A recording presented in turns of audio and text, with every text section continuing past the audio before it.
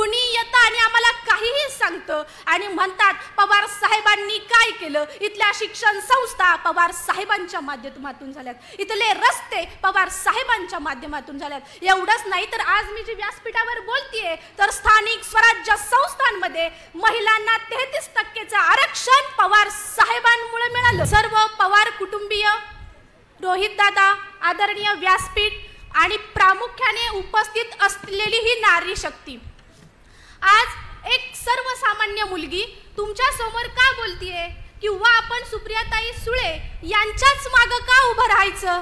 कारण ही जी लढाई आहे ही नुसती बारामती लोकसभा मतदारसंघाची नाही.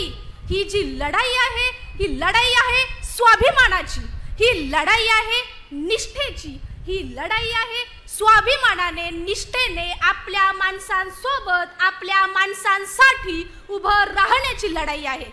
बारामती सारख्या शहरामध्ये कुणीतरी स्वतःला नेता समजणाऱ्या व्यक्ती येतात आणि म्हणतात आम्हाला या बारामतीतून, या महाराष्ट्रातून, या भारतातून शरद पवार हे नाव संपवायचंय. अरे असं कसं संपेल हे नाव. या मातीतला ढेकूळ उचलून पाण्यात टाका, पाण्यात येणारा जो तवंग आहे तो तवंग साक्ष देईल पवार साहेबांनी इथल्या केलेल्या शेतकऱ्यांच्या कामाची, पवार साहेबांनी लेकी बाळीसाठी केलेल्या कामाची, पवार साहेबांनी इथल्या युवकांसाठी घेतलेल्या कष्टाची साक्ष देईल मातीचा तो तवंग. कुणी येतं आणि आम्हाला काहीही सांगतं आणि म्हणतात पवार साहेबांनी काय केलं. इथल्या शिक्षण संस्था पवार साहेबांच्या माध्यमातून झाल्यात, इथले रस्ते पवार साहेबांच्या माध्यमातून झाल्यात. एवढंच नाही तर आज मी जी व्यासपीठावर बोलतेय तर स्थानिक स्वराज्य संस्थांमध्ये महिलांना 33% आरक्षण पवार साहेबांमुळे मिळालं.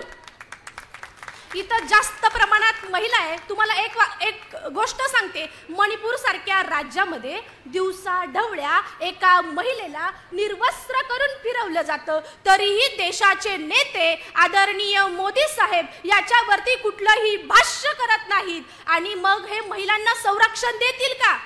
जिथे स्त्रीचा अनादर होतो तेथे रामायण आणि महाभारत घडते. जेथे स्त्रीचा अनादर होतो तेथे रामायण आणि महाभारत घडते. पण जेथे स्त्रीला सन्मान दिला जातो तिथे छत्रपतींचे स्वराज्य घडते. ज्यावेळी आमची हक्काची ताई संसदेमध्ये कांदा आणि दुधाच्या प्रश्नांवरती प्रश्न विचारते त्यावेळी आमच्या ताईचं निलंबन केलं जातं.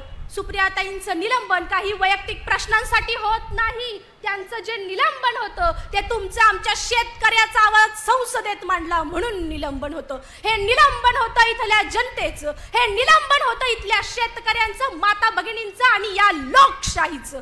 आणि येत्या 5 वर्षामध्ये जर आपली ही सत्ता पुन्हा या भ्रष्ट जुमला पार्टीच्या हातात गेली तर इथली लोकशाही अस्तित्वात राहणार नाही. म्हणून मला आपल्या सगळ्यांना विनंती करायची, निष्ठेने आणि स्वाभिमानाने आपल्याला ताईंच्या सोबत आणि पवार साहेबांच्या सोबत उभं राहायचे. आज या विठ्ठलामुळे आपल्याला माता भगिनींना सन्मान मिळतोय.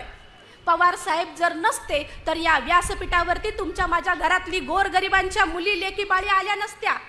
400-200 रुपयांसाठी आपलं अनमोल मत विकू नका. कारण या देशाच्या संविधानानं आदरणीय पंतप्रधानांच्या मताला जी किंमत दिली आहे तीच किंमत बांधावरती खुरपं घेऊन खुरपणाऱ्या माता भगिनींच्या मताला आहे. त्यामुळं आपल्या मताची किंमत अशी कोणाच्या हातामध्ये देऊ नका. आपलं चिन्ह बदललेलं आहे. आपलं चिन्ह आहे तुतारी फुंकणारा माणूस. मग ही तुतारी नेमकी काय.